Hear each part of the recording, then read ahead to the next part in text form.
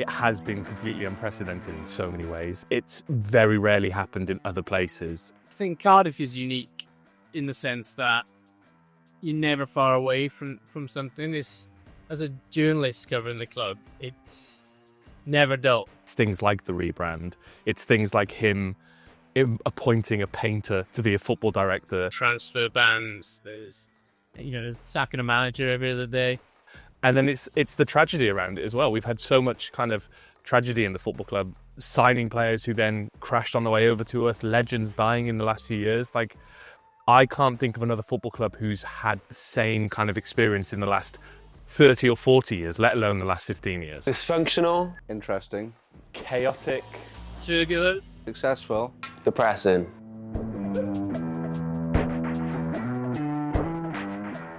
Cardiff's such a vibrant, alive city. I mean, you won't find a prouder Cardiffian than myself, to tell you the truth. Vibrant, such a passionate sporting city. It's got such potential, and that goes to the football club as well. One of the best cities in the UK in terms of sort of supporting your own local businesses, independence.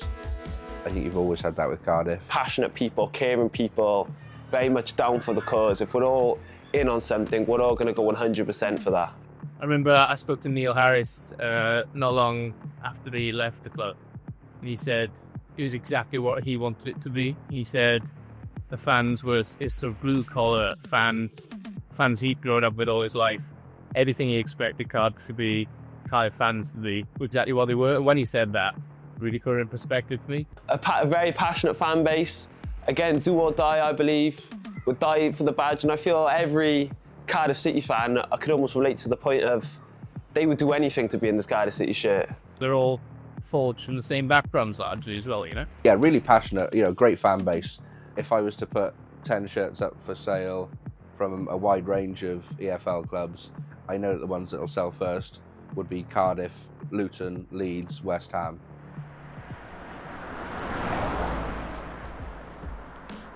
Being a Cardiff fan from the early 90s to that era, it felt like we lurched from chaotic owner to chaotic owner. Haman and Ridsdale had kind of inherited a situation. Ridsdale inherited it from Haman, and it was kind of grinding to a halt under him.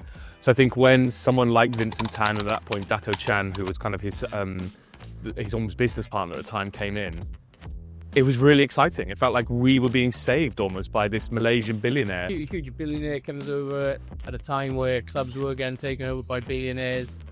A lot of years of being down in lower tiers as well in the 90s, and then all of a sudden in the 2000s there starts to be this new vision of what Cardiff could be. I remember lots of fans buy Malaysian flags because we thought at the time that this was going to be the start of something really exciting. And obviously the football at the time was good. We were in the playoff final. We had people like Dave Jones in charge. We had Bellamy, Bothroyd, Whittingham, all these legends. We had a great side, and it just felt like the Malaysian takeover was going to be the thing that took us to the next level. To not be looking over your shoulder and, wondering ultimately if you'll still have a football club in a week's time, there's a lot to be said for that. If you believe the reports, when Ridsdale came in, we were 15 minutes away from going into administration, which would have probably meant relegation at that point because it was a really kind of bad time for the football club. I think Mackay had come in the summer, he only had sort of 9 or 10 players to play with.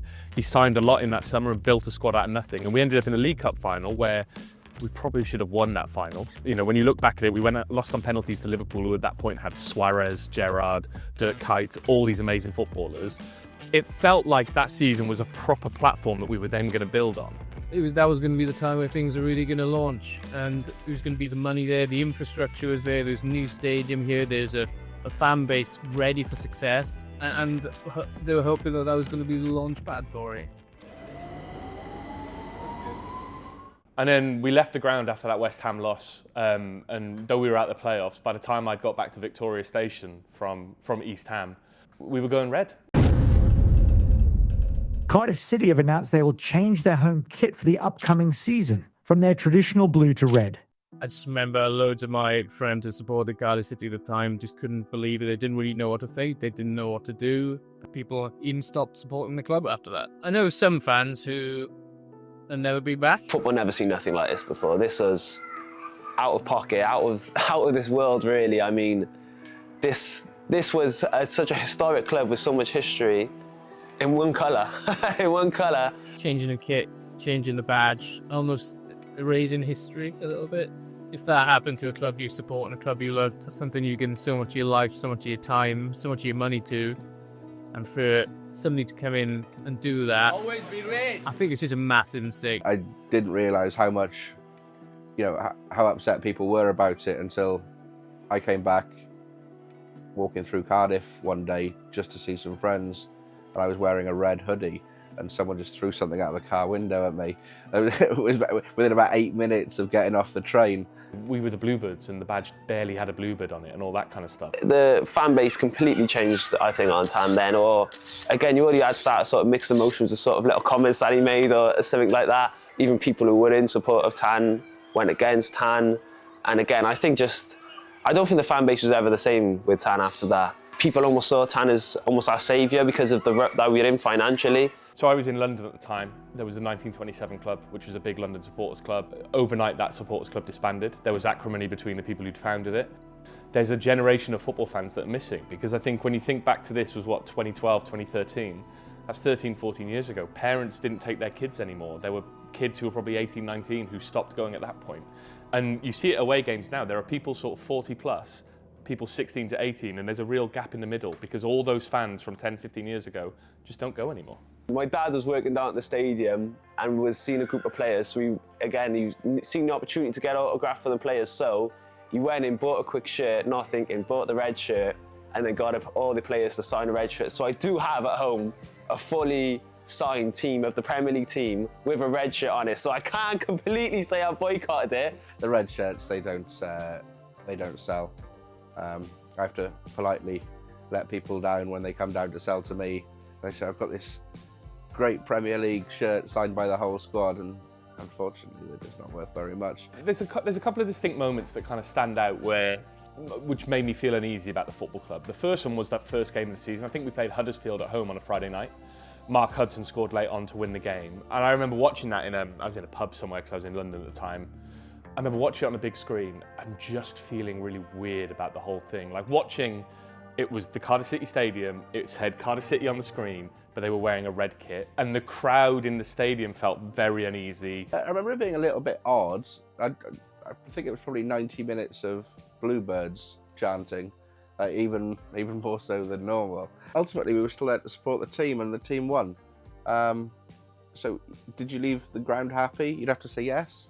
I think it was against Brighton, potentially on a weeknight, where they handed out red scarves. And they said, if you get photographed in a red scarf and we pick you out of the crowd, you'll win your season ticket next year. And there were probably 10, 15,000 people with red scarves on.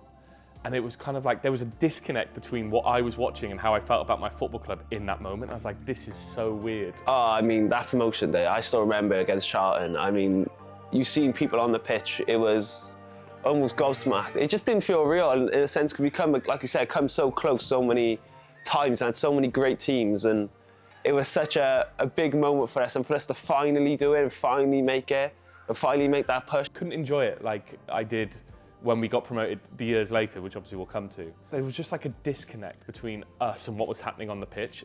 And I think that you could feel it in the crowd, you could feel it amongst the supporters. There was still mixed emotions towards Tan, but you got us to the Premier League, or again, that new era was a Premier League, and we were making that step, we were going to the next level and being that club. It was definitely tainted because of the red kit. That first jaunt to the Premier League should have been a really joyous, unbridled joy, really. It always feels tainted by that red kit. If you look at, in comparison to a lot of other owners within the football leagues, even if you just look at the top 3 English divisions, there's a big contrast in how he runs Cardiff City to a lot of other owners, especially the successful owners. Yeah, I mean, he had his superstitions about numbers. I think he wouldn't sign players that had too many 8s in their dates of births. I've heard anecdotes around players being in the office. We're about to sign them, and Vincent Tan said, no, we can't sign him because of the numbers. There's the famous story about telling David Marshall to shoot more. I want everyone to shoot. He said, he was just going on, he was like, the more you shoot, obviously, the more goals you score. And then he'd put like a video clip of people scoring from past the halfway line. And he'd be like, yes, this is what I need you to do. And he'd do it every single year. I mean, if we're looking even further ahead, it was replacing our director of football with a painter decorator who was a 23-year-old Kazakhstani bloke, as I understand it, who no one knew anything about. Also, like the way he dressed, you know, was it leather gloves and like the high-waisted trousers with his football shirt? I know people said he looked like a Bond villain, but there are some of those photos where he's wearing those leather gloves, dark shades, he's got his mustache. It's like, yeah, he does look a bit like a Bond villain. Probably just felt vindicated, a bit untouchable, because he'd come in, you know, sort of red a day, knight in shining armour figure. Maybe he just felt, yeah, a little bit untouchable. And obviously as relegation got nearer, the protests got louder, and we actually saw on the street demonstrations for the first time. And I think that was when we started getting through to Tan, and it led to us going back to blue eventually. Starting from Saturday, 10th of January 2015, and until the end of this season, our home kit shall be blue.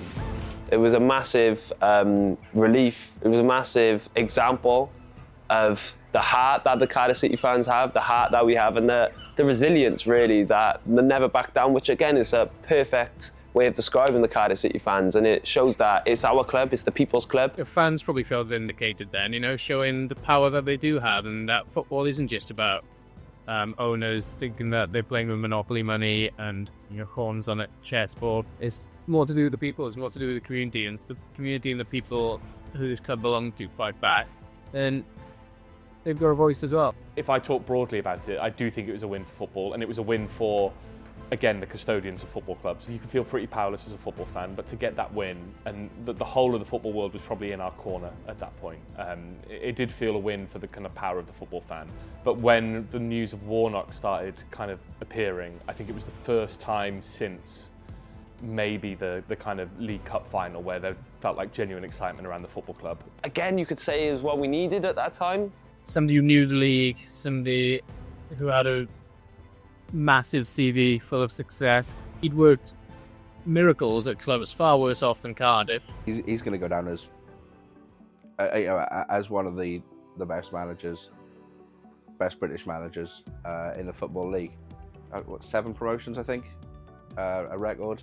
Everyone hoped that he had the energy, he had the nous, and Cardiff always feels like Cardiff are just that close from doing something special, you know, and they just need that little spark, and that's why people keep talking about the potential. They need these special characters to come in and unlock this potential. I honestly think Neil Warnock is a special footballing person. The success was quite staggering and it was quite shocking in a way, but it was massive, I think, for us. Warnock was the catalyst to kind of probably fixing this football club. The players he signed, the football he got us playing, and then getting promoted, it felt like a slight repairing of what had happened before. The dressing room just knew that they could beat anyone, basically. I think they started the season, what was it, 5 games, 6 games in a row that we won. We beat Aston Villa at home 3-0, and after those 6 games, there was no looking back. And I think we just had a dressing room of warriors. And every game we went into, we knew we were hard to beat, and we knew we had players who could make something happen. And I think once we got that run going, I mean, it took what, Fulham went 23 games unbeaten from December to the end of the season when they lost on the final day, and they still couldn't catch us. Neil Warnock doesn't have a good Premier League record. They're going to be well organised, hard to beat, good at set pieces, gritty. But if I'm saying at this moment, I think Cardiff, they are down. We got some good results, I think, from that early part of the season. I remember us beating Fulham 4-2. That felt like a big result because obviously Fulham were our kind of rivals from the season before. But it felt like we were finding our feet at that point, and we were, you know, working out what our strengths were in the Premier League and where we could probably get results. There was always a chance for us and for him to upset the odds. Cardiff made some good signings, not amazing signings. I think probably needed more. It felt like going into January, the big priority they needed to address was signing a striker who's going to score us goals. There are growing fears that the Premier League footballer Emiliano Sala was on board a light aircraft which came down over the Channel Islands last night. The 28-year-old Argentinian striker completed a €20 million move from Nantes to Cardiff City only on Saturday. You couldn't believe what was happening. You just couldn't. Spending endless hours refreshing news pages, waiting for some news, or refreshing Twitter and just hoping it wasn't true. You know, talk about global news, well, that absolutely rocked you when you heard that. It's something that you would never even dream of happening in like a TV show like Dream Team, where you kind of write these scripts and you write these storylines. We sign a player who was potentially going to kind of kick us on for the rest of the season and take us up the league. and he never makes it to the football club because his plane crashes. You know, we can talk about rebrands and we can talk about all the bad stuff that's happened to the football club, but this is kind of human tragedy at the heart of this. Si una hora y media no tiene novedades mías, qué miedo tengo. It was just naturally hammer blown. It's so difficult to put into words how horrendous that was. But at the heart of it, there's a human being who was kind of put on this really janky plane, and the people involved in this transfer from whichever side just didn't really care about the human that they were transporting over to the football club. Most difficult week in my professional career, I would say. Yeah, I don't like to go too far into Peter Whittingham because it does make me emotional. For me, he is Mr. Cardiff City for me, and he still to this day will always be my favourite player of all time. What a player! Just the way he played the game with so much class. He had the left foot that was just kissed by God. I remember giving an interview to the BBC, and I